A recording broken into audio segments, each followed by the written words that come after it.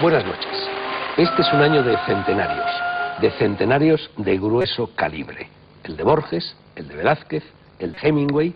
De Velázquez nos ocuparemos en algún programa venidero. De Borges ya se verá.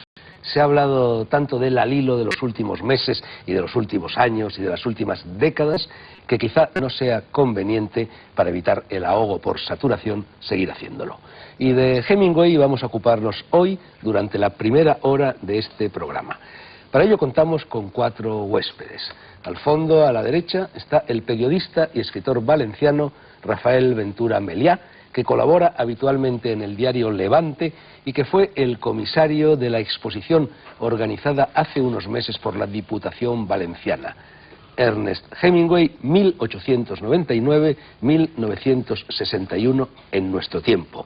Fue el título de esa muestra fotográfica, aquí tenemos el espléndido catálogo, que se inauguró el 13 del último mes de enero en la Sala Parpalló de la capital de la comunidad y se clausuró el 21 de febrero. No es agua pasada porque seguimos en el año de Hemingway. Frente a Rafael Ventura se sienta el escritor cubano Rafael Benítez, es el segundo Rafael de esta tertulia, novelista, ganador del premio Felipe Trigo en 1997, compañero de fatigas del castrismo en los días bravos de la insurrección contra Batista, ex coronel de la inteligencia cubana y autor muy reciente de un largo trabajo dedicado a Hemingway y publicado en la revista asturiana de literatura Clarín allá por el mes de agosto. También publicó este trabajo, lo publicaron los Cuadernos del Sur, que edita el Diario de Córdoba. A mi izquierda, el también periodista y escritor, dueño en ambas cosas de un vasto y rico pedigrí, Marino Gómez Santos, nacido en Oviedo, que conoció personalmente al autor del Viejo y el Mar, por ahí anda alguna fotografía, aquí la tenemos, y coincidió con él en algunas de sus pintorescas andanzas españolas. Y por último, a mi derecha está el mejor amigo y también compañero de aventuras ibéricas que tuvo Hemingway en España, aquí entre nosotros. Me refiero a José Luis Castillo Puche, lo que se dice un senior, un gran señor de nuestras letras, novelista, ensayista, periodista, nacido en Yecla, muy cerca de aquí, casi lindando con la Comunidad Valenciana, hace la friolera de 80 años. Divina, por lo tanto, es su edad, y autor en 1968 de un libro que se titulaba Hemingway entre la vida y la muerte. Y en relación a eso, a la vida y a la muerte y a la vida, una última aclaración antes de meternos en harinas. Al romper el alba se titula el programa de hoy y es título que por una parte apunta, nunca mejor dicho, a la muerte de Hemingway, que se produjo al borde de la dudosa luz del día, como llamó Góngora a la aurora. Y en segundo lugar, es clara alusión al título de esta obra póstuma del hombre que en una aciaga mañana del mes de junio de 1961, casi en vísperas de los Sanfermines, que tanto había amado y tanto había practicado, se voló la tapa de los sesos. Este libro, publicado por Planeta, mitad novela, mitad diario cinegético, ha sido preparado y podado por Patrick Hemingway, hijo del escritor, después de una laboriosa búsqueda en la selva de los muchos escritos yacentes en los archivos de su padre. Rafa Ventura, 2 palabras sobre lo que fue y lo que quiso ser la exposición que tú dirigiste. Bueno, antes que nada, pues creo que el escritor se lo merecía. Si era un gran escritor, se merecía que fuera recordado, sobre todo cara a gente joven, que les incitara a entrar en su mundo, porque me parecía que no se hacían reediciones, se han hecho luego, que no se editaban sus biografías, la de Baker o la de Reynolds no están en España, ni en español, claro, tampoco en Hispanoamérica, y todo eso pues vale la pena. La otra cosa, que creía fundadamente que el material americano nunca se había exhibido en España y que el material de Cuba nunca había salido de Cuba a ninguna parte del mundo. Todo eso pues eran desafíos que lo hacían interesante. Y luego también, ¿por qué en Valencia? Porque no sé si leyendo, ahí tienes el libro, el Hemingway en España, de Stanton, de repente, de Edward Stanton, de repente, pues vi confirmada algo que había pensado en el año 69, leyendo París era una fiesta, porque leí una versión francesa y de repente digo, ¿por qué empieza con sus memorias y no para de sacar a Valencia? ¿Qué tiene que ver si quiere contarnos lo que pasa en París? Y además el libro se lo compraban por eso. Digo, Y ahí dije, ¿qué pasó? Y realmente, bueno, ahora ya lo sabemos. En un día determinado, que es según algunos expertos el día 23, según otros el día 21, empezó a escribir fiesta en Valencia y le escribió una carta a su padre, que es la carta más larga que le ha escrito en toda su vida, donde le cuenta: papá, por fin estoy escribiendo una novela, mi primera novela, ya he escrito tantas miles de palabras. ¿No? Por eso en Valencia había que hacerlo. Y luego porque Valencia es desconocida para los Pero él después escribió también, creo, vamos, me parece que tú quien lo cuentas, parte de Muerte en la tarde, del Verano peligroso y de París en una fiesta en Valencia, sí, ¿no? Fíjate, mientras esta la escribió en un pobrecito hotel donde Hadley había pagado, claro, no podían ir entonces a dos buenos hoteles que había en Valencia, uno en la calle La Paz, el otro en otra calle, tenían que ir a un hotelucho. Pues no, ellos fueron a un hotelito muy cerca de la Plaza de Toros, un hotelito barato, porque él se colocaba allí casi enfrente, según dice la carta, pero eso digo, bueno, esto en Valencia no lo saben, no saben que ha escrito su más grande novela, que la novela del mito casi español está ahí. Y luego también porque, indagando más, evidentemente su época de la guerra, sus crónicas enviadas desde la guerra, como nos dirá tal vez Puche, el momento aquel en que entra y Constancia de la Mora le da el visado o el permiso para circular por España republicana durante la guerra, todo eso había ocurrido en Valencia, digo, pues merece la pena. Y él llevaba, cuando iba a Valencia, una intensa vida valenciana, iba a la Malvarrosa, iba a comer a la Pepica, iba a la feria de toros, por supuesto, durante muchos años no faltó nunca. Decía que las dos únicas ferias, o que las dos ferias que no se podía uno perder en España de toros era la de Pamplona y la de Valencia. Bueno, decía algo más Julio, fuerte. no bueno, ya lo han dicho los expertos luego, es que nunca escribió en Pamplona. Y claro, esto no lo han de tomar mal en Pamplona. En Pamplona Rafa, vivía... a ver quién es el guapo que escribe en Pamplona en pleno San Fermín. Él lo decía, se emborrachaba, vivía, no escribía. En Madrid sí que ha escrito, por ejemplo, un cuento tan genial como The Killers, lo ha escrito en Madrid. Y en Valencia, pues, arrancó la novela y escribió X miles de palabras, todo seguido de un tirón.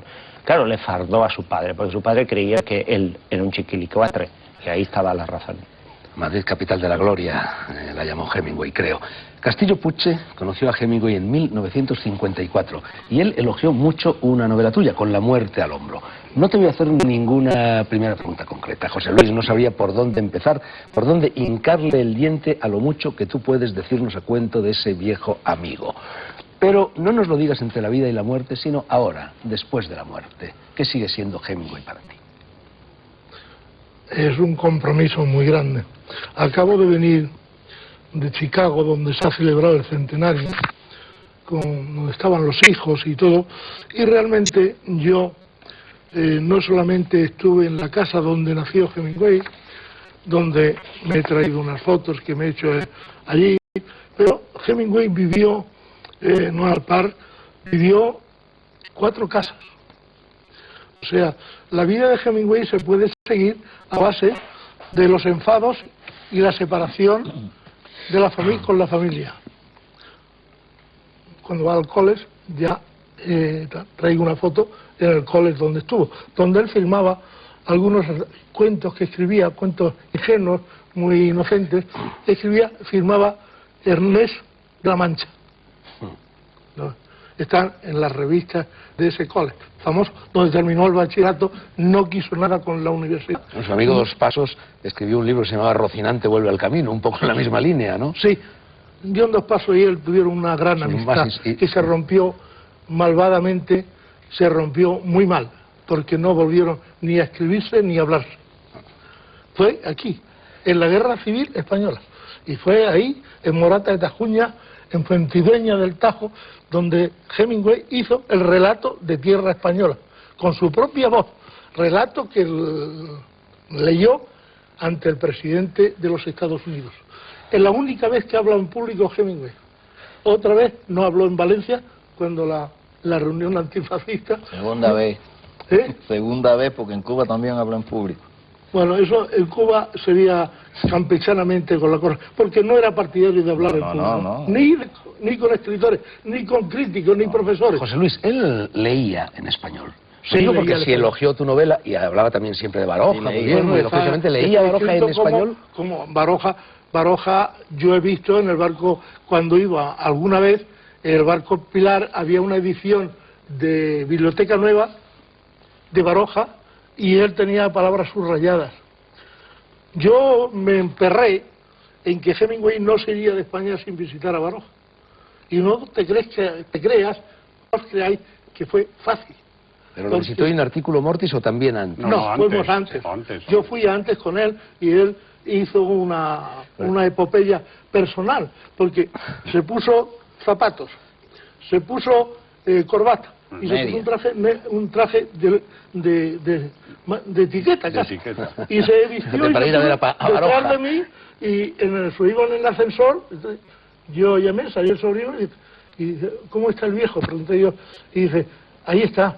Entré y le dije, don Pío, le traigo al premio Nobel Hemingway. Y dijo, atiza. Dice, eso es lo que me han contado a mí. ¿A qué viene ese tío aquí? Ese tío es un Oye, mal. y tú y Hemingway formabais parte de las personas que sacaron el féretro. Bueno, ahí ¿O es leyenda? Uy, ahí lo sacó. Es una leyenda. Ha sacado media España, lo sacó, ¿no? No, yo te digo que Hemingway era muy correcto. Rezó arriba y cuando sacaban a Hemingway, hay una anécdota que además no sé cómo se enterará, pero Hemingway levantó un poco la voz y dijo a este viejo, estaba en una sábana en el suelo para meterlo en la caja.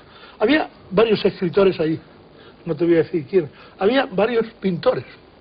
Y entonces Hemingway dijo, por favor, vamos a rezar un Padre Nuestro. Y Hemingway rezó un Padre Nuestro. Y como el único que probablemente le podía contestar, acaso en latín, fui yo.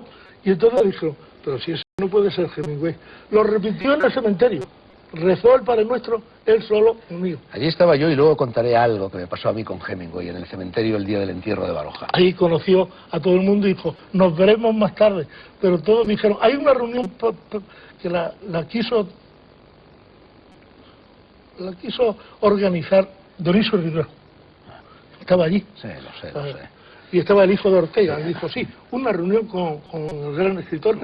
Y Julián María estaba también. Y la Ina entraba. Y una sobrina de Salvador de Madariaga, que era compañera mía en la facultad. Bueno, de esto hablaremos quizá más tarde, que se nos va a ir todo el programa, vamos a necesitar 5 horas. Nada. Marino Gómez Santos, tú, Hemingway. Aquí tengo una edición, Luis de Caral, de Adiós a las armas, que lleva una dedicatoria para Angelina y Marino, para Angelines y Marino, con gran cariño, Ernest Hemingway. Y antes hemos enseñado la fotografía. ¿Cómo? ¿Por qué? ¿Dónde lo conociste? ¿Y qué pasó en ese momento, en otros momentos posteriores? Hay por lo menos 2 historias tuyas con Hemingway que a mí me gustaría que evocaras muy brevemente. Una, la noche que pasaste en el Escorial, en el Hotel Felipe II con él, y otra, lo que le ocurrió cuando le robaron la cartera en Murcia. Bueno, José Luis está de por medio siempre, porque José Luis era el amigo verdadero e íntimo de Hemingway.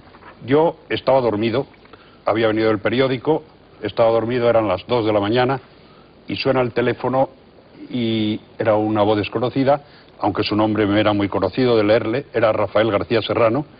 Me preguntó si era yo, le dije que sí, entonces él me dijo, mira, hoy José Luis Castillo Puche me ha dado una gran alegría, me ha presentado a Hemingway y hemos estado almorzando con él en el Callejón de la Ternera. José Luis llevaba tu libro sobre Baroja, prologado por don Pío, y entonces Hemingway nos ha dado el encargo de que te busquemos. Dice, él está en el Escorial, vive en el Hotel Felipe II. Digo, y bueno, ¿y cuándo he de ir? Y dice, no, cuando quieras. Entonces yo telefoné y bueno, pues me presenté en el Escorial al atardecer. Entonces él bajó vestido de safari, de traje safari. El coronel Tapioca. Me dio la mano así muy fuerte, y en esto le dije, Mr. Hemingway, dice, no, Ernesto, somos camaradas. Y en ese momento que me daba la mano así, me encajó con un puñetazo así en un costado, como cosa simpática y tal.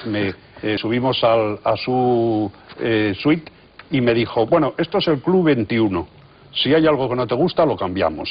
Entonces aquello era un arsenal, estaba escopetas, cananas, cosas por el suelo, tal cual, y luego una gran bandeja con limones, porque él tomaba el whisky Samhain, con limones y con whiskies y con jerez.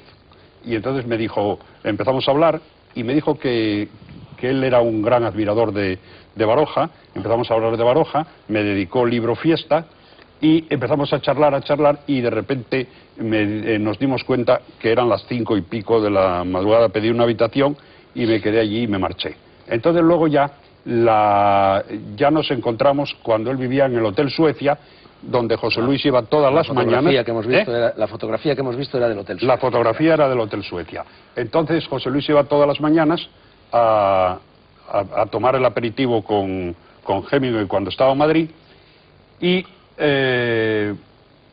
un día bajó muy disgustado, y yo le digo, ¿qué te ha ocurrido? Y me dice, pues que en Murcia, firmando en el callejón un abanico, dice, aprovechó alguien, me metió la mano en el pantalón y me sacó 9.000 pesetas, que llevaba una pinza billetero de plata con un de plata con una moneda que me había regalado mi hijo Patricio, y que ha editado Al romper el alba ahora.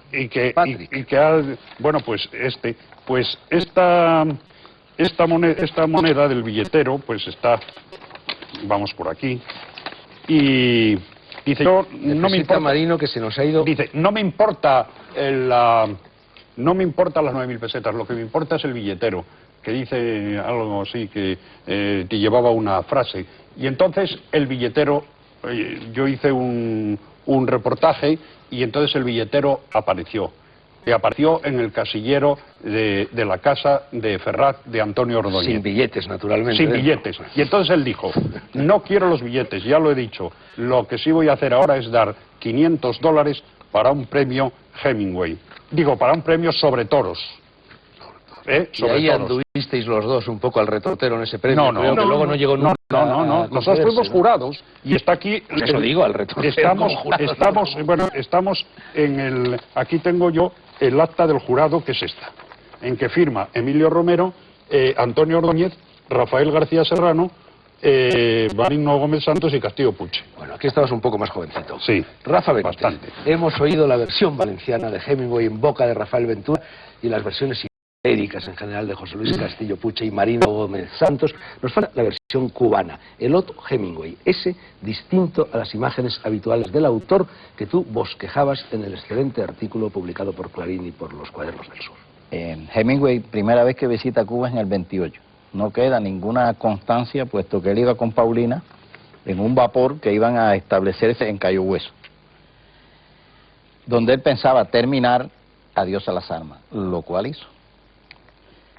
Entonces a Hemingway le comenzó a llamar la atención la corriente del Golfo, lo que él le decía el Gran Río Azul. El Gran Río. Una corriente extraordinaria, ¿no? Hay un libro de una cubana. De Mary Cruz. Sí.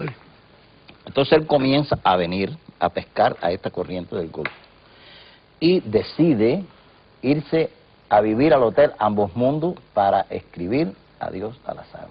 Donde hoy todavía te enseñan la habitación. No está ahí, eso no la ocupa nadie. Esa habitación no la ocupa nadie, esa es de Hemingway. Y están sus cosas ahí, su cama, todo lo que él tenía allí.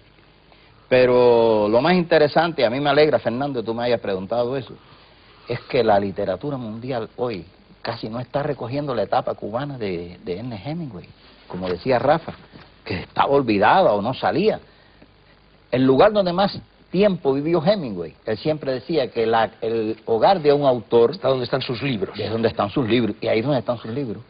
Y ahí es donde estuvieron siempre sus libros. Prácticamente el único 22 años vivió en Cuba. 22 años. Es decir, ni en su país vivió 22 años.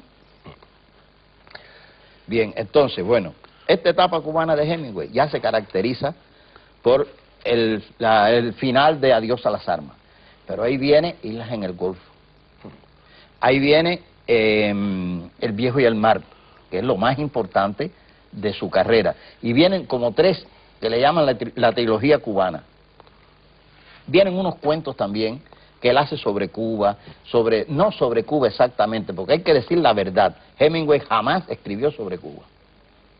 Los escenarios cubanos y los personajes cubanos pues le daban a él inspiración, como es el caso del viejo y el mar, que es Anselmo. Por ahí hay una foto en el libro ese que habla por sí sola, donde él dice de él, todo en él era viejo, salvo sus ojos. Rafael, con mucha brevedad tú mencionas en el artículo un episodio en el cual alguien visita a Hemingway, no recuerdo en este momento quién es, en la casa de Finca Vigía, le dice, báñate corriendo en esa piscina porque acaba de estar dentro de ella Ava Gardner desnuda. Un boxeador cubano. Un boxeador cubano entra, él era amigo de Hemingway, de él hay una anécdota de la magnanimidad de Hemingway. Entonces él entra y está Hemingway sentado en la piscina con los pies metidos en el agua. Y entonces le dice, ven, siéntate aquí. Dice, ¿qué pasa? Dice, métete en esta agua, porque hace unos minutos, acaba de bañarse desnuda Ava Gardner. Me voy a echar al agua porque he visto un carrete. En Cuba, en la casa, aún existe un carrete hecho por Hemingway. Sí. De Ava Gardner desnuda, Sí. entera, verdadera, ¿No? carrete completo. Pero no lo quieren prestar ni publicar, y eso que sería una explosión. Pero las autoridades competentes son un poco castas, diría yo. Te ibas a decir algo, me parece. No, hay algo creo ahí. Creo Y de que Quito si se Unero tenía aclara una la foto cosa, dedicada. se verá la fluidez, la ligereza y el temperamento de Ernesto, que era muy suelto para la aventura, pero muy reconcentrado y muy patético para su soledad. Que, lo mismo que he dicho antes, que se retiraba de la piscina de Fuente Vigía, yo he ido a un piso, a una residencia cerca de aquí, y hemos pasado muy cerca, donde vivía Ava Gardner, y yo fui con Ernesto Hemingway y con Mary. Dijo, vamos a hacer una visita. Tú conoces, él decía siempre, tú no estás metido mucho con los cines, con los teatros, pero me lo reprochaba cariñosamente. Llegamos allí, llamó Mary, porque iban muchas veces de visita. En una casa vivía Ava Gardner. Llamó, se abrió la puerta, no por un mecánico que tenía, un sentido mecánico. Ella estaba arriba de una escalera que daba y ella apareció en lo alto, desnuda totalmente. Sí. No, parece ser que Ava Gardner iba No le siempre gustaba, desnuda sí. por lo que estáis contando, pero... Eso trajo después muchos disgustos, porque los vecinos que había, y entre ellos unos señores muy famosos en España por el catolicismo y por la cosa, presentaron una querella judicial. Fíjate, nosotros lo hubiéramos agradecido. Bueno, increíble. Oye, José Luis, Y la que había- fortuna de Ava Gardner se desnuda llamaba- allí. no se va a hablar de Ava se llamaba Gardner en Blas, esta... se llamaba Blas. en Bueno, ese debate. Olvidémonos de Ava Gardner, por Porque favor. Haremos un yo esfuerzo, tengo anécdotas ¿Eh? personales de ella. Haremos un futuro En programa Cuba. sobre Ava Hombre, Gardner. no sea pero bueno, malvada. Hemingway Dijo decía que era el vengo animal con una más visita bello de la un hombre creación. muy serio. ¿Eh? Dijo. Él dijo de Ava Gardner que era el animal más bello de la creación. Sí. Dijo Bueno, al de fin y al ella. cabo interpretó algunas de las mejores Claro. Bueno, versiones. entonces, bueno, Y de Cuba- aquí- Yo quiero decir, a mí, en aquella noche del Escorial, me sacó una navaja de uno de los bolsos del pantalón, sacó una navaja de muelles Sí. y dijo, esto es como España. España es como esta navaja, inoxidable, me dijo. Bueno, Bueno. Veo que era un poco buñuelesco España el es hombre. inoxidable. Yo no sé si Albacete. si no se ha oxidado La un navaja, poquito. era de Albacete. Nos quedan muy pocos minutos antes de la publicidad. Nos quedan muy pocos minutos antes de la publicidad. Yo os propongo empezar por el final, por su suicidio. Hijo de padre suicida, hijo de madre autoritaria que, según dicen, le regaló el arma con la que se mató su padre, hombre depresivo, No se la regaló. enfermo, dicen que impotente y con la imaginación llena de pajarracos negros. Era una muerte anunciada. ¿Se negó Hemingway suicidándose a sí mismo o, por el contrario, reafirmó su personalidad? Lo pregunto pensando en aquella frase incluida por él, creo, en su discurso de recepción del Premio Nobel, cuando dijo que el hombre puede ser derrotado pero no vencido. Bueno, él intentó matarse varias veces. Él intentó matarse de uno en uno. en el Hotel Suecia. Aquí hubo un escándalo formidable y hubo 2 testigos nada más, Mr. Davis, que se enajenó y se fue corriendo a llamar a la policía y tal. Y era sujetarlo porque se quería tirar desde la ventana del Suecia. Del Suecia. Entonces era una época ¿Pero que estaba tuvo- con copas o no? No, estaba muy deprimido. Hemingway era un hombre mustio y cuando se ponía lacónico era un fúnebre casi. Estaba muy mal, muy disgustado, porque el verano sangriento le había dado tantos disgustos de inoperancia estética y de cosas y de fulería con los toreros, que los dos, uno quedó más contento que el otro, pero Dominguín se enfadó mucho y Ordóñez no podía disimular, es papá, el genio de papá. Papá. Pero, sí, pero el problema de Hemingway es que lleva el suicidio encima. Sí, pensó ya Yo en tengo París, una frase clavada. Un día me llama a las 5 o 6 de la mañana. Claro, ¿quién puede ser? Tal, bueno, me pongo, era Ernesto, un vozarrón así imponente y tal. ¿Y qué haces? Tal. Dice, ¿yo qué voy a hacer? Estoy aquí en casa durmiendo y tal. Dice, es que te llamo, porque probablemente hoy podía haber sido el último día de mi vida y de lo que sea después. Lo que sea después ya lo sabré. Porque al entrar a Burgos, el coche se llamaba Adaro, un italiano que traía un Fiat, se había chocado contra una muro en Burgos, en la entrada. Dice, si hubiera muerto ahí, todo estaba ahorrado y era la solución. Pero yo le dije, que después lo repitió nada menos que gente en la primera página de la ABC, es decir, Ernesto, España no es tierra para morir tú, y tal como me has dicho, de sopetón. Y, bueno, yo no sé la opinión de ustedes, pero yo creo que el suicidio de Hemingway es una reafirmación, como preguntaba Fernando, de su personalidad. No me imagino a Hemingway muriendo en una cama, ahí, esperando la muerte, no me lo imagino. Él dijo, cuando bajó de ver a moribundo a Pío Baroja, me dijo, esta visita, tú no lo sabes, me ha hecho mucho daño en el corazón. Aquí, sí. Dice y tal. Y fíjate que después, cuando se pusieron todos a querer llevar a Pío Baroja, dice, a este viejo, si siguen dando la lata, porque lo que quieren es fotos, cojo el muerto y lo llevo yo solo. Sí. No, él le escribe. Esa es la realidad de Hemingway. Bueno, él cuando al humor negro de los españoles, sí, veo que la ya cuando él está grave, ya cuando él se siente grave, que ha bajado mucho de peso, él le escribe al timonel del Pilar. Sí. Ajá. Y le dice lo siguiente, ya yo no soy el Papa de antes, estoy flaco, destruido, y ya yo no soy quien era, y ya yo no soy quien tú conociste, porque ellos tenían una gran amistad. Y a los 10 o 12 días se mata. Bueno, pero de joven ya lo había intentado.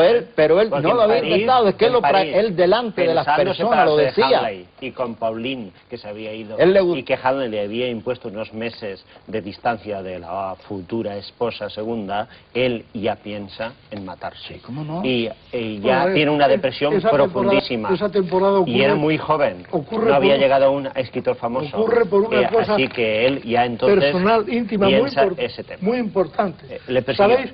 Que Hemingway tiene una primera esposa que le pone su madre con 8 años mayor que él.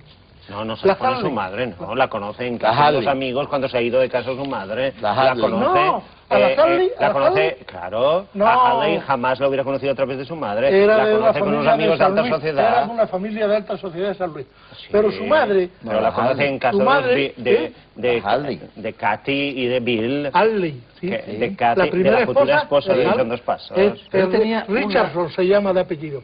Hadley Richardson. Claro. Esa es la primera mujer, con 8 años más que él. Esa es la que lo quiere enseñar, que aprenda a violonchelo y la que además por la madre, pero eso es por la madre.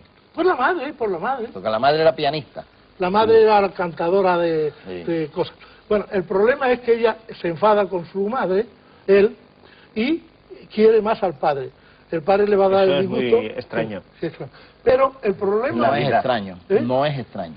Es un Edipo al revés. No es extraño, ya no, están dándole, no es extraño. Él tiene un episodio que dicen ahora mucho épico, y que es el más triste, más lamentable y más grotesco y dramático de la vida de Hemingway. Su padre lo lleva al lago Michigan. Su padre le había comprado, su abuelo le había comprado el de pescar. Sí. Y el abuelo le había comprado una escopeta, con 5 cartuchos por semana. Y entonces él va con el padre. El padre, Terence, el problema que tenía es que estaba en una depresión profunda. ¿Por qué? Él siempre dice, mi padre cayó en la trampa. Era dominado por la mujer, la madre. Entonces lo llaman a Hemingway, al doctor Hemingway, que era ginecólogo, lo llaman que una india del poblado está dando a luz. Y que los gritos tiene toda la noche atronado aquello y tal. y que vaya por fin a lo que sea. El marido vienen varios indios, lo rodean, llega a la casa. Esto está en un relato que se llama Camp In. Pero eso no es auténtico, eso es literatura. Eso no es son los Ojibwe, los indios son los Ojibwe. Eso de la sangre, de que él vio por primera vez la sangre. Pero contaba muchas mentiras a todos, incluida Mari. Cada día le contaba su vida de una manera. Mari lo apuntaba en su diario, que él contaba cada día una mentira. Yo sé las mentiras que contó y las que eran verdad. A ti también te contaba mentiras. El psicólogo que lo ha tratado, el psicólogo que lo ha tratado en Nueva York, un judío grande, eso lo tiene en la ficha. Eso está en la ficha de Hemingway. Pero y aquí... Él lo mezclaba todo. Bien, todo, señores, entre toro y toro, entre león, vale, leopardo... Y yo lo que quiero es terminar la cuenta. El padre hace la cesárea, saca al niño, ayuda al niño con la cosa de la cocina, el alcohol y lo que sea, y cuando van a enseñarle el niño al padre, el padre se ha suicidado. Pero eso es un cuento. Que no es el cuento, es Indian Camp, es un relato, pero sí hay libros sobre esto. Sí, pero eso no le sucedió a él, eso no le sucedió a él. Estaba diciendo... Oye, yo me parece que tú has citado algún biógrafo... A Reynolds lo puedes mirar y a ver que ninguno de los dos de aquel ha citado eso. Bueno, eso lo ha inventado él, y muchos Alzheimer. años después, con mucha nostalgia sobre ese mundo. ¿Lo dejamos para después de la publicidad? Sí. La publicidad.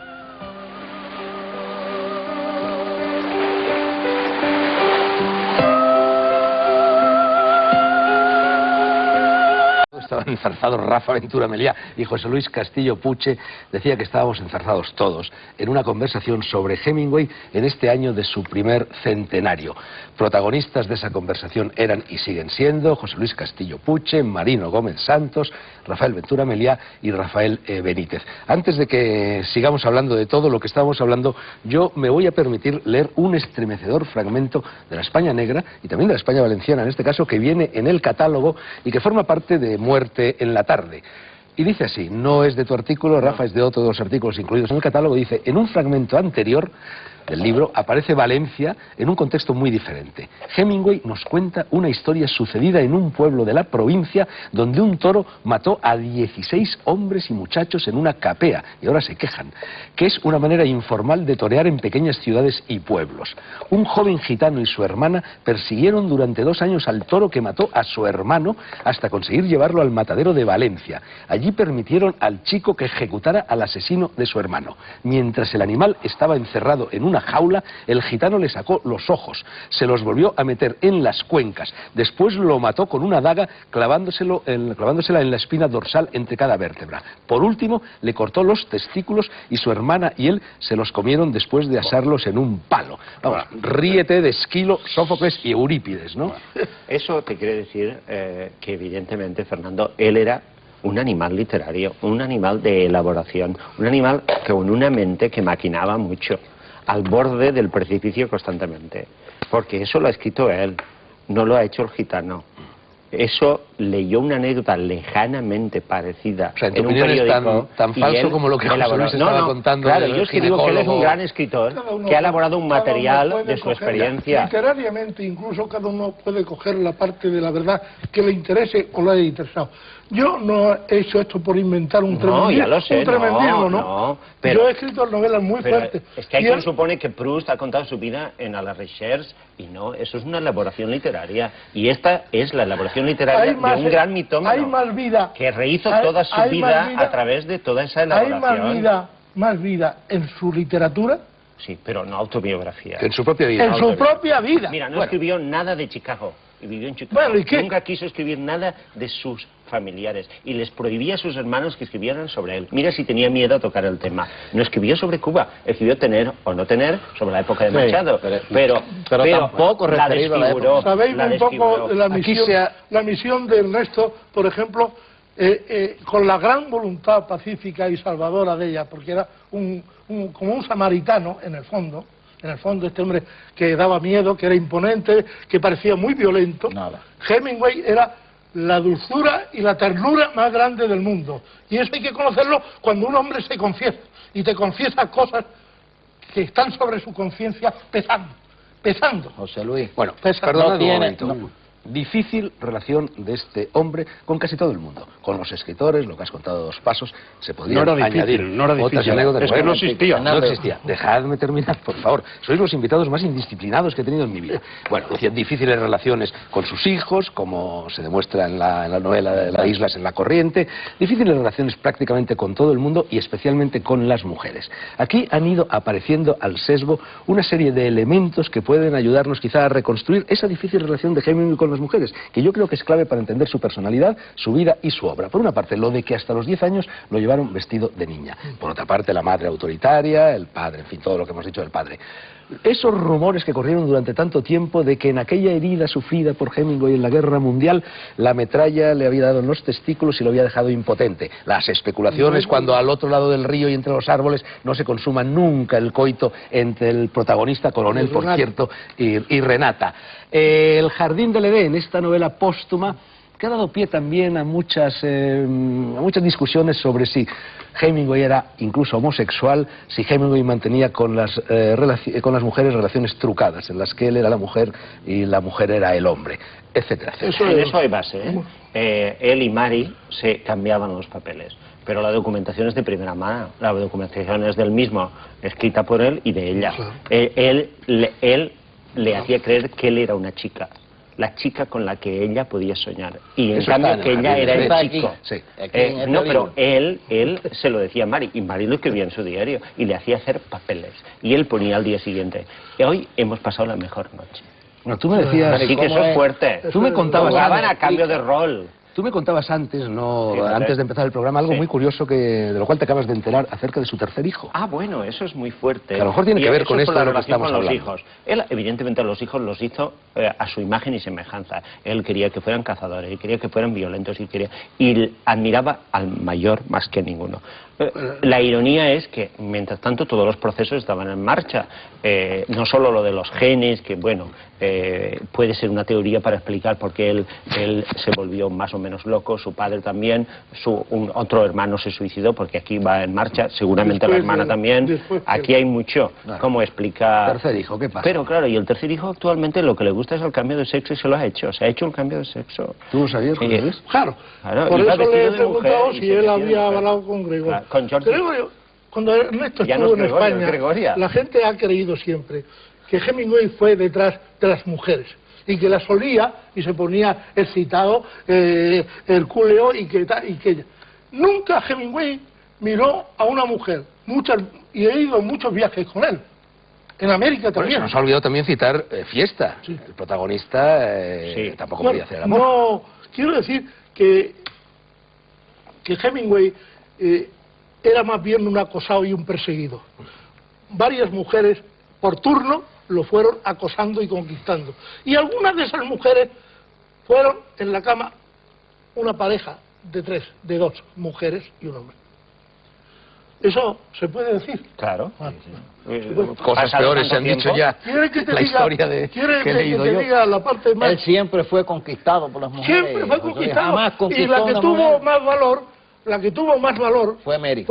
Sí. Porque cuando se presentó a Adriana, la condesa Renata, se presentó a Lorín Bacal, que también se le plantó a Lorín Bacal. Esta se enamoró él de ella, de la condesita esta, y esta es la protagonista de detrás de los al otro lado del río, detrás de los árboles, que le escribe en Cuba por la condesita. La hace pintar, le hace un retrato, entonces, bueno, pues esa mujer fue a La Habana. Bueno, sí, ella le invitó a él y a la madre. Vivió en su casa un mes y medio. Sí. Y le costó que el hermano que se llevó esa muchacha Adriana, ella se llama Adriana. Iván Chic.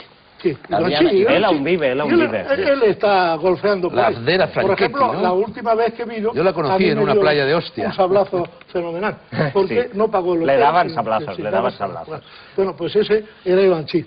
Y Hemingway, pues, era dadivoso. En ese caso le dio $12.000. Le dijo: yo no suelo dar a nadie dinero, pero cuando vi este desastre de este señor, el Ivanchi, tiene una casa en Málaga, aristócrata, arruinado totalmente, en Venecia tienen un palacio arruinado. Bueno, pues en Málaga, en la cónsula, Mary, por lo diciendo de el coraje de Mary, que no quería perder a su hombre, le sacó un cuchillo a Lorín Bacal, se lo puso aquí y le dijo... ¿Ella o él? No, ella. El cuchillo Mary. lo sacó Mary. Mary Y le tiró dijo, toda la como vajilla. A él le sacó una navaja albaceteña. No, sí, pero como intentes quitarme mi hombre, aquí va a morir alguien. Así que... Rafa, ahora dime, tu no te artículo... divorciarás nunca. Tu Nunca en la vida te divorciarás. artículo de Clarín termina diciendo esa era la clave. el Hemingway que en solitario como único asistente acompañó a Leopoldina la honesta, una prostituta, hasta su última morada y había corrido antes con los gastos de sus funerales. Sí. Y empieza también diciendo eso. Eso es cierto, pero realmente es cierto. Leopoldina es una puta, un tipo de puta especial de el floridita. Ellos se habían estado observando durante tiempo y nunca había habido un acercamiento hasta que él se acerca y hablan. Lo que hacen es que hablan mucho, hablaron mucho. Después Mary sale a Estados Unidos, no sé dónde, y él lleva a Leopoldina allí y la agasaja. Sí. Bien, la agasaja en la finca, en la vigía. No hay ningún tipo de... porque inclusive Campoamor, el cubano que era muy buen amigo de él, un escritor cubano, no hay ningún tipo de posibilidad de comprobar si estuvo con ella o hizo el amor con Leopoldina. Pero Leopoldina era una mulata exuberante, ¿no? De dientes inclusive de caníbal. Bien. Cuando Leopoldina se enferma, sola, como digo, sola, abandonada, de cáncer en un hospital, ya vieja ya, porque te estoy hablando de cuando Hemingway llega a Cuba, sus conocimientos son de los años 40, 50. Ella pensó que iba a morir sola, abandonada, aunque ella tuvo un hijo, pero ese hijo nunca se supo de él, parece que no estuvo nunca, se fue de Cuba. Y Hemingway, cuando se enteró, fue a visitarla al hospital. Pidió cuando se muriera que le avisasen, y le avisaron. Fue y pagó todos los gastos del entierro, pero fue el único acompañante que tuvo Leopoldina al cementerio. Y fue ese día en short, una guayabera blanca y un par de mocasines sin media. Yo quiero decir una cosa. Ese era Hemingway. Se ha hablado de muchos de Hemingway. Pero Castillo, yo sí. quiero hacerte, para reafirmar esto que me preguntaba, el hermano de René Villarreal. ¿Qué pasa? ¿Quién era Hemingway, como tú dijiste ahorita? El hermano de René Villarreal viven ahí en San Francisco de Paula, a la salida de la villa, y lo mata una carreta. Sí.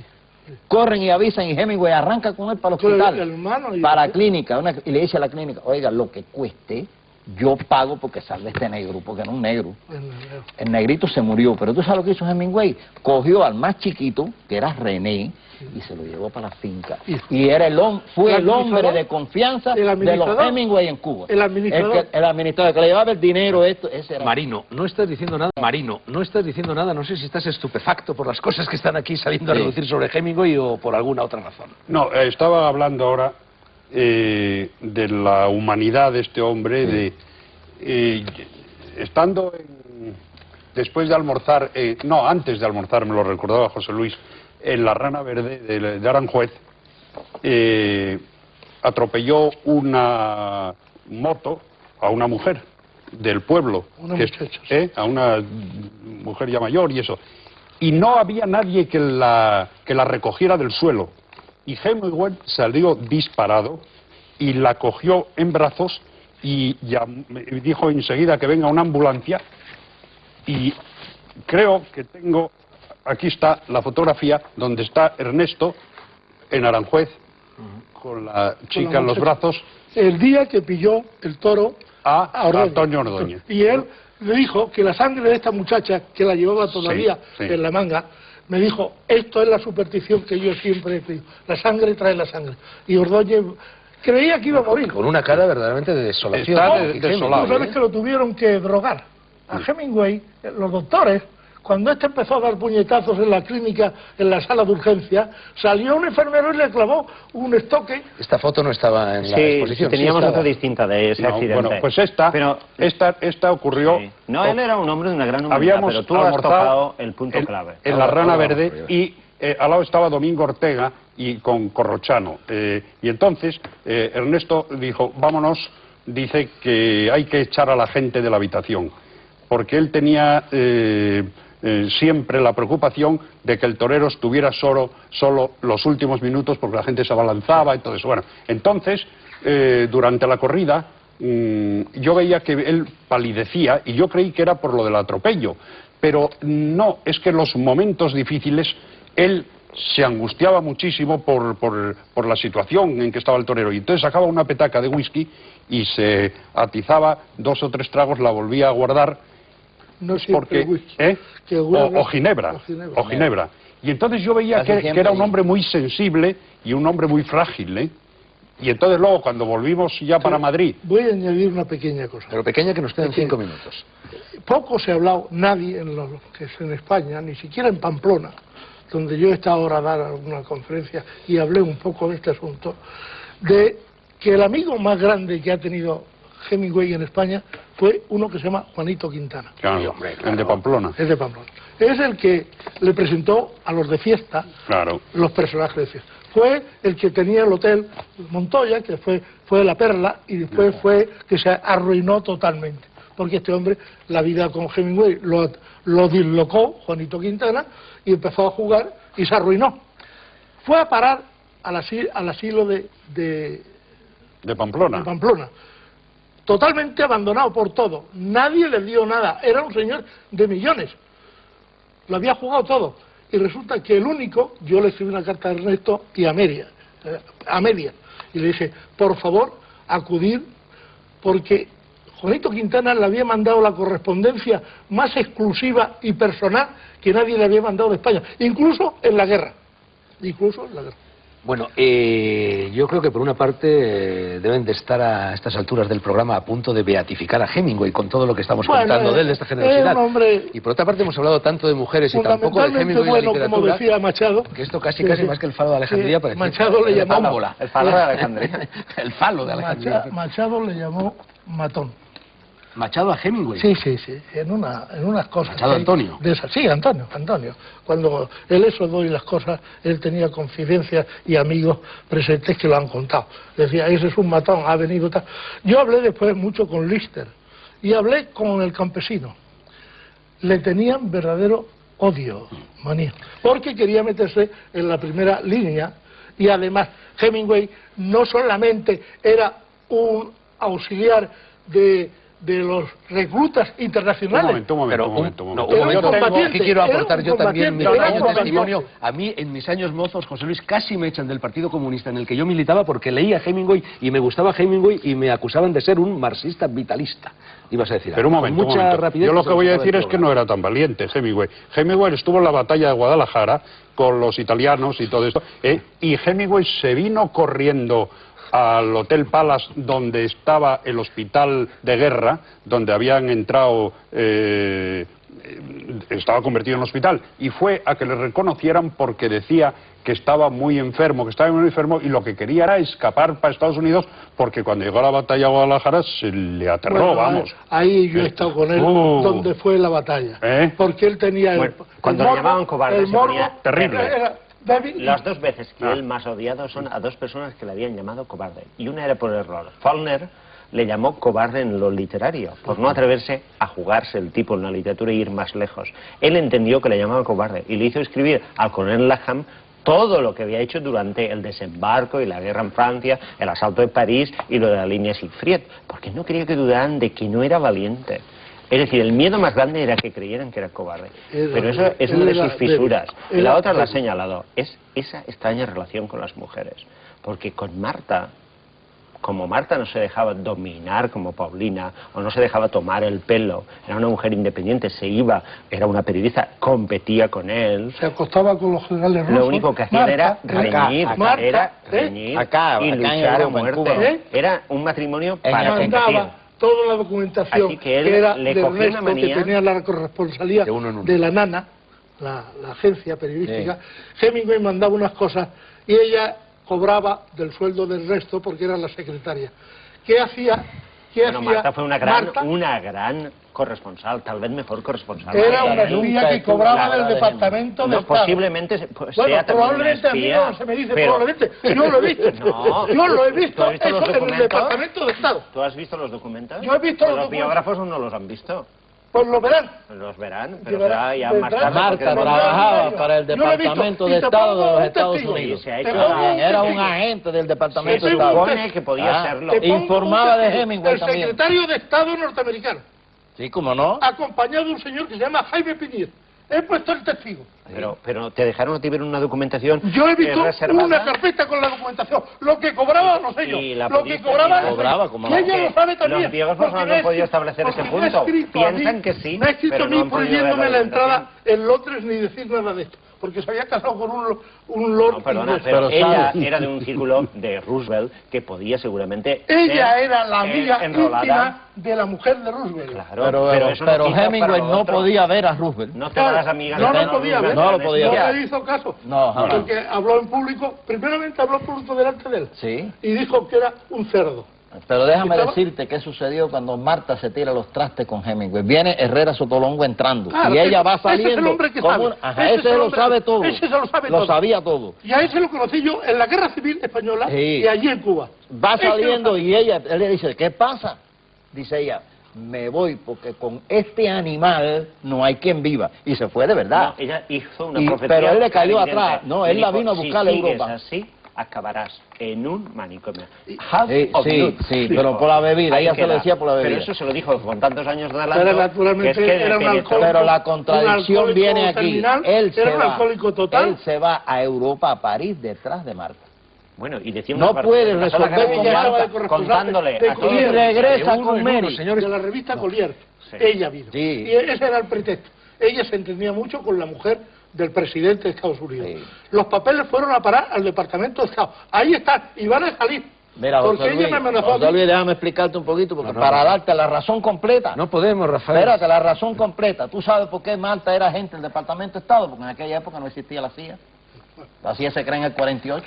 Hemos hablado de muchas no mujeres, hubiese hemos sido hablado la de CIA. muchas anécdotas, de muchas cotillerías y hemos dicho muy poquitas cosas de Hemingway escritor. Me voy a arropar para terminar nada menos que en la autoridad de Gabriel García Márquez, citado por Rafa Benítez, Sí. que a su vez cita lo que Gabriel García Márquez dice en el colofón del prólogo al libro de Norberto Fuentes, que anda por ahí. Decía García Márquez a cuento de Hemingway: un hombre azorado por la incertidumbre y la brevedad de la vida, que nunca tuvo más de un invitado en su mesa y que logró descifrar, como pocos en la historia humana, los misterios prácticos del oficio más solitario del mundo. No tenemos tiempo para discutirlo, pero ¿estás de acuerdo o no? Los invitados de la mesa de Hemingway eran los gatos. ¿Estás de acuerdo, Rafa? Tenía muchos invitados, no le dejaban trabajar, se quejaba Bueno, constantemente. tú lo has citado, ¿de acuerdo? Yo lo Yo he cito, estado en su casa porque varias yo veces, estoy de acuerdo y con el lo que viaje dijo que yo hice el Gabo ahí. a Quechua, yo no sabía que estaba pasando por el territorio que él compró para que lo enterrara. Pero el único que a mí me ha dicho, tú tienes que ir a un sitio y tú te vas a Idaho a hacer una cosa a los pastores vascos, porque tienes el talento para... José Luis, si a los 80 años estás así, ¿cómo Hombre. debías estar cuando conociste a Pero Hemingway? Vamos, yo tu creo que bravura Oro ni la de Blanco un no Miura. existe la novela ya, pero la quiso llevar hasta el fin él. Y la mandó y tuve la estupidez de meter un personaje negro. Y entonces no estaban de moda los personajes negros. Última campanada de este debate, se nos acabó el tiempo, pero antes de que entre en sus pantallas la publicidad y de que tras ella comience la segunda y última parte de El Faro de Alejandría, quiero contarles, ya he aludido antes a ello, cómo recibí yo en una fría mañana del mes de noviembre de 1956, la mañana de la muerte del entierro de Baroja, una dura y magistral lección que no he olvidado aunque la incumpla, impartida por un autor consagrado, muy consagrado, al alevín de escritor que yo era entonces. Apareció Hemingway en el entierro de Baroja, yo estaba allí con todos los chicos díscolos, traviesos, antifranquistas de la universidad, y al ver a Hemingway se me ocurrió que para agitar políticamente las aguas de esa universidad, se me ocurrió la idea de invitarlo a venir al Paraninfo de la Facultad de Letras de Madrid a dar una conferencia sobre Baroja. Entonces me acerqué a él, yo recuerdo perfectamente la escena, me quedé muy impresionado, era enorme, era como un oso, tenía unos ojos azules del lago Báltico, y entonces cuando yo le expresé este deseo, me miró con esos ojos azules desde desde muy alto, casi desde el cielo, claro. Y me dijo, pero yo soy novelista, yo no doy conferencias. Ojalá hubiese seguido yo el consejo implícito en ese comentario. Mi gratitud a Castillo Puche, a Marino Gómez Santos, a Rafael Ventura Meliá y a Rafael Benítez, y sobre todo estoy seguro de que mis 4 contertulios entenderán por qué. Mi gratitud al escritor vivo, en modo alguno muerto, a la vista y al oído está, que me animó a escribir, me enseñó a escribir por más que sus enseñanzas no hayan sido excesivamente aprovechadas por mi torpe pluma, y me enseñó y me animó también a vivir. Esperemos que se reencarne pronto. Y ahora la publicidad, no se vayan.